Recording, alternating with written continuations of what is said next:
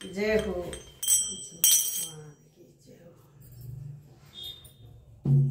चले उड़ जा हंस हमारे बनी को दुनिया में किसी का कोई नहीं।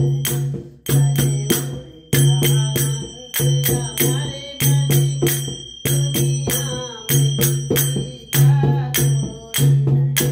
राम के साथ हजारों थे, राम के साथ हजारों थे। जब बने तो गए तब कोई नहीं, जब बने के तब कोई नहीं। मेरी कहानी जानी दुनिया में किसी का कोई नहीं। मेरी कहानी जानी दुनिया में किसी का कोई नहीं। चले उड़ जा हंस हमारे बनी को दुनिया में किसी का कोई नहीं। सीता की सहेली हजारों थे, सीता की सहेली हजारों थे। जब हरण हुआ तब कोई नहीं, जब हरण हुआ तब कोई नहीं। मेरी कहानी जानी दुनिया में किसी का कोई नहीं। मेरी कहानी जानी दुनिया में किसी का कोई नहीं।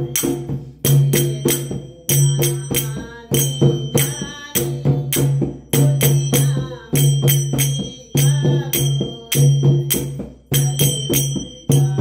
हंस हमारे बनी को दुनिया में किसी का कोई नहीं। लक्ष्मण के साथ हजारों थे, लक्ष्मण के साथ हजारों थे।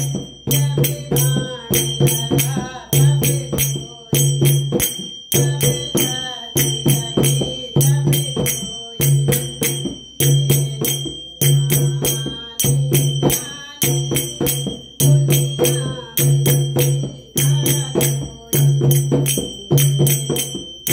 मेरी कहानी जानी दुनिया में किसी का कोई नहीं। चले उड़ जा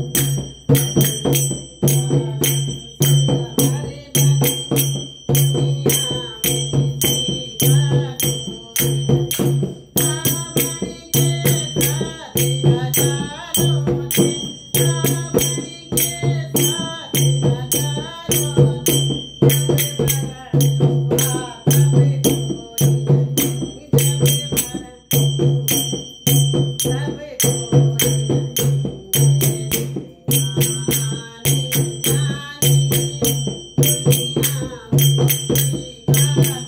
कोई नहीं। मेरी कहानी जानी